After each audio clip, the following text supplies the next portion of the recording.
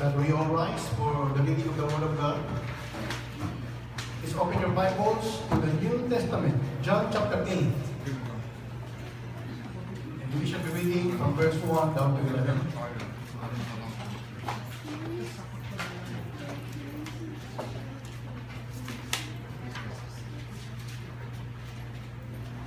The Gospel of John, chapter 8.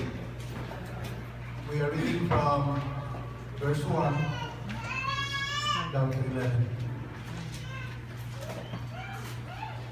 Let's read the Word of God together. Then each went to his own home.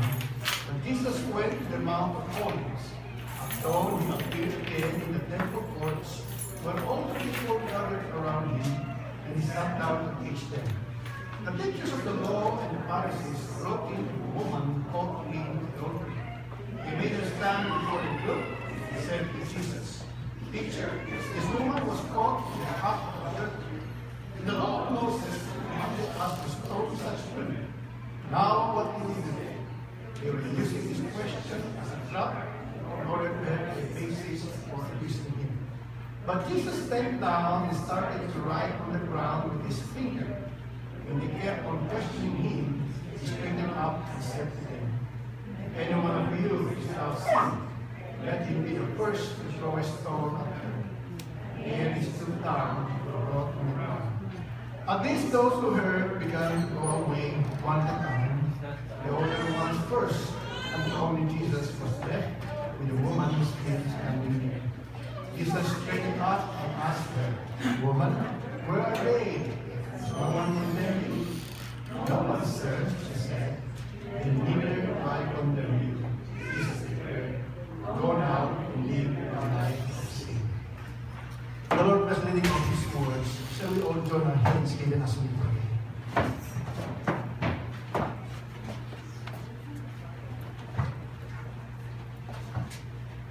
Let's bow our heads and let's pray. Our dear Heavenly Father, we have come again this morning as children of God, as the body of Christ. And we come to you in the name of Jesus to worship you this morning. We have come to acknowledge that you are the giver of all things, even this very life, even this ministry. And Father, together as one body, we declare that you are the living God. You are our Savior in Jesus Christ.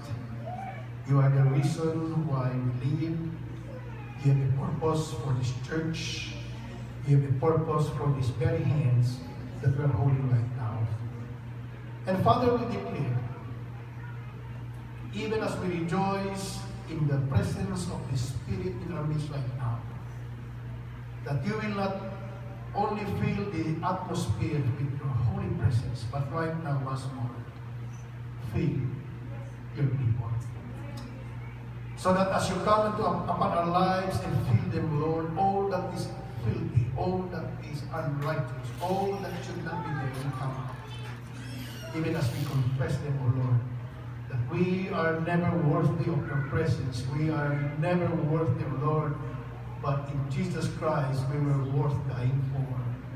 And Lord, we praise you for Sunday morning like this, where we can just lift our voices and proclaim the faithfulness, the amazing grace, and the love of God upon us. So Father, we pray that this ministry that we are part of will continue to move where you are moving us. And as we pray for our ministry, Lord, we pray for our nation, that you will bring the fear of the Lord upon our leaders, that you will turn the heads of our leaders from the president down to the local councilor, to that word that America had trusted the longest time. In God we trust.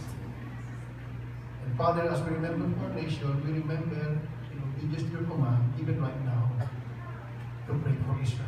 In the midst of the ongoing bombing that ISIS are doing, Hezbollah is doing, And we pray, O Lord, that you will confuse the enemy, even as you have confused the enemy of Gideon, that they started killing one another.